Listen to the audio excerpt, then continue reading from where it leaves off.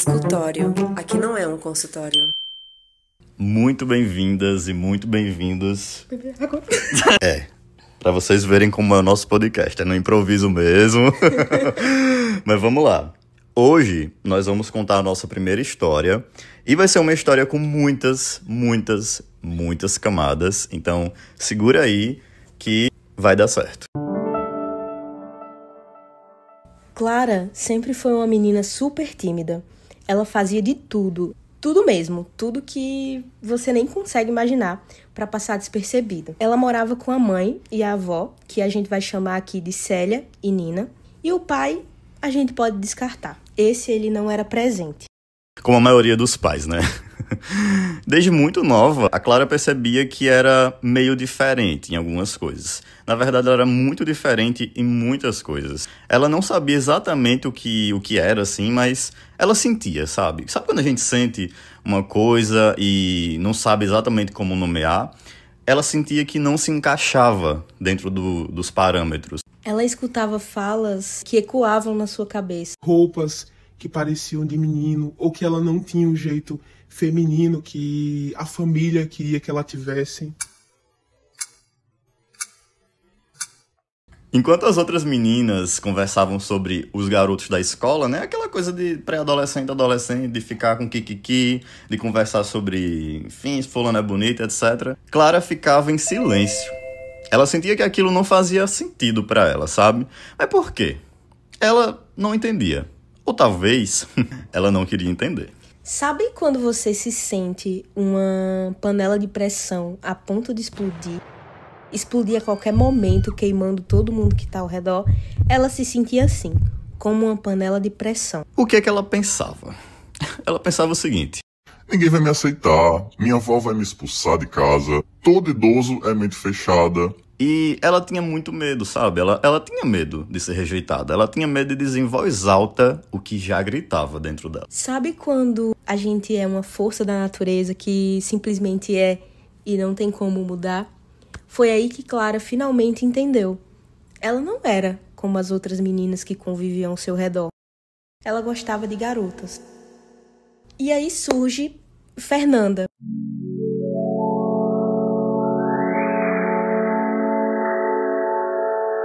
Fernanda, ela morava no Acre e iniciou um relacionamento à distância com a Clara, que praticamente morava do outro lado do Brasil. Elas começaram um relacionamento mês a mês, à distância, e chegou um ponto que Fernanda falou que queria ir para o estado da Clara. E aí, a Clara teve a brilhante ideia... Muito brilhante mesmo. ...de convidar a Fernanda para ficar na casa com ela, a mãe e a avó, as 4 juntas.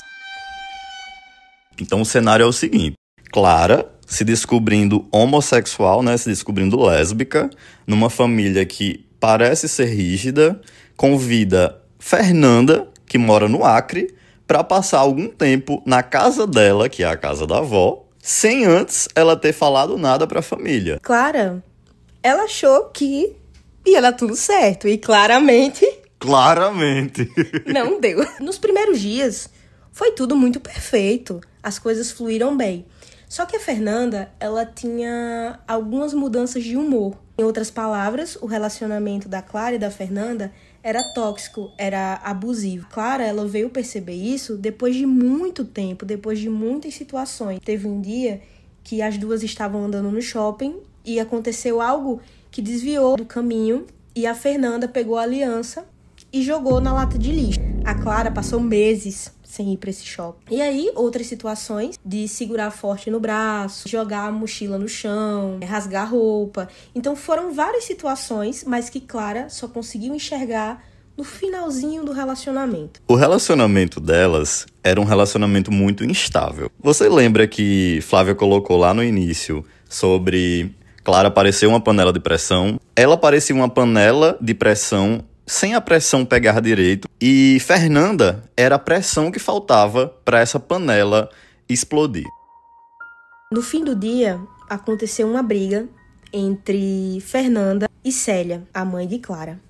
E foi uma briga de jogar os presentes que a Fernanda deu na casa do vizinho. Clara e Fernanda, no momento de raiva ali, de briga, elas acabaram, tipo, saiu farpas, xingamentos, agressões. Sobrou até pro vizinho.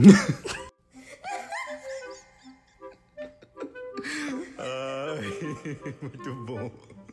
Quer dizer, péssimo. Ai. E aí, eu parei aonde? No vizinho. No vizinho. Depois dessa briga, foi aquilo. Fingir que simplesmente não aconteceu. E detalhe, né? A Clara, ela não era assumida, mas nesse período que a Fernanda ficou na casa da avó e da mãe, a mãe, Célia, algumas vezes pegou um quase das duas. Quase um beijo, quase alguma coisa. Depois dessa situação toda, Fernanda foi embora e depois de algum tempo, elas terminaram com aquilo na família de Clara de que nunca existiu aquela briga, nunca existiu a presença da Fernanda. Tentaram fingir que aquilo não existia com aquela ideia de que, se eu não penso sobre isso, então isso não existe. Se eu não vejo isso acontecer, então por que eu vou questionar, por que eu vou entrar nesses detalhes? É aquela coisa de fugir do desconforto, né? Depois de meses, a Clara conheceu a Milena.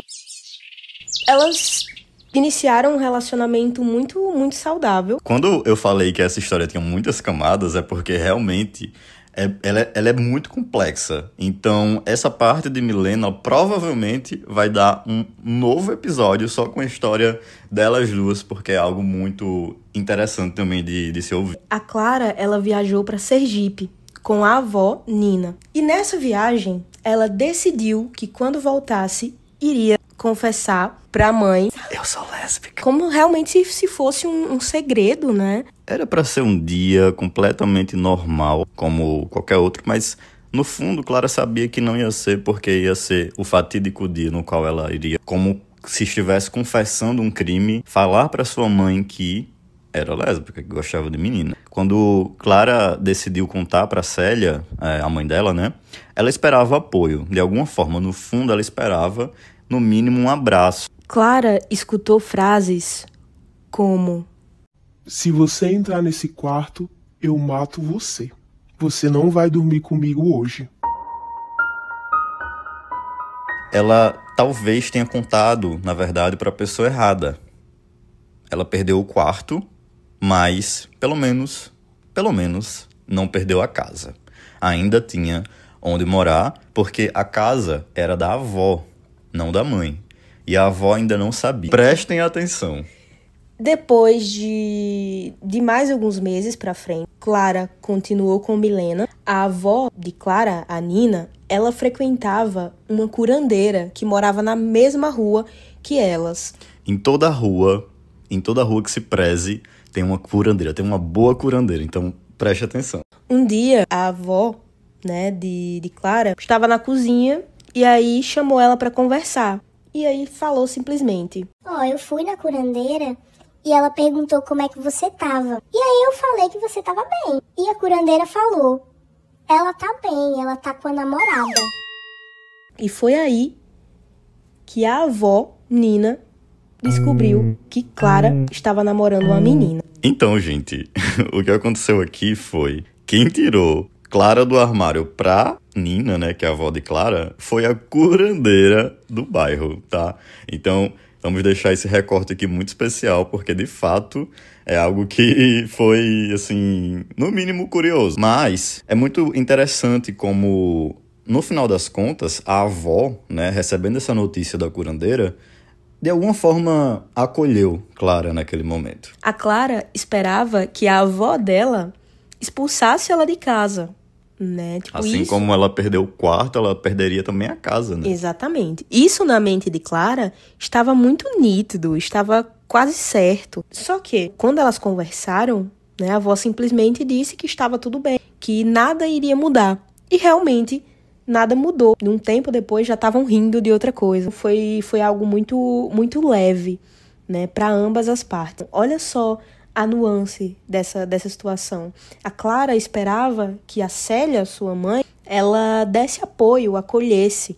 e esperava que a avó, Nina, a expulsasse de casa. Só que as coisas elas se inverteram, né, surpreendendo aí a Clara no final de tudo. Essa questão de esperar que a rejeição venha da pessoa mais velha, né, de uma idosa, da avó, é algo que socialmente é muito comum. A gente, de fato, foi moldado e construído nisso, tanto que hoje muitas pessoas de idade justificam a falta de carinho, a falta de afeto, a falta de aceitação e compreensão com o argumento de que mas é que eu sou de outro tempo, né? Só que com histórias como essas, né, como com a avó Nina, que foi uma mulher completamente guerreira por aceitar a própria neta ali dentro do seu espaço, né, independente de qualquer coisa. Então foi um movimento que, de fato, modificou a percepção de Clara sobre a própria vida, sobre a avó, sobre a família, a estrutura familiar, mas sobre si também. Sabe o que é mais bonito nisso tudo? De onde a gente menos espera,